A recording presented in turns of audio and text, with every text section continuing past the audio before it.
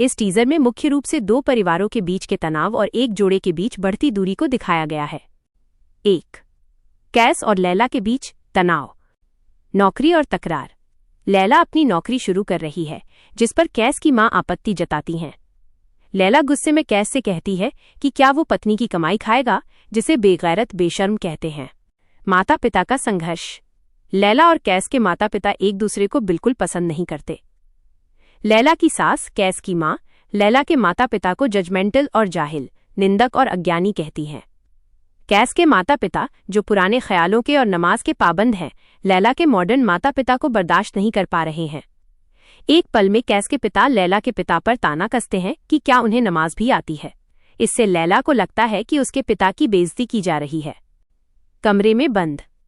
अपने बच्चों के रिश्ते से नाराज होकर दोनों परिवार एक दूसरे को घर से निकालने के लिए कमरे में बंद हो जाते हैं।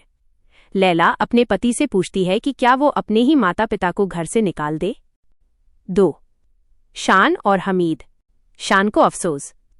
शान को अब इस बात का एहसास हो रहा है कि सिद्रा के साथ जो कुछ उसने किया, उसी के कारण आज उसे ये दिन देखना पड़ रहा है। घर से निकाला। हमीद शान को घर से बाहर निकाल देगा। 3.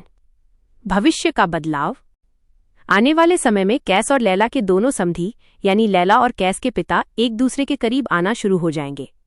क्या आप इस ड्रामा से जुड़े और एपिसोड के बारे में जानना चाहेंगे?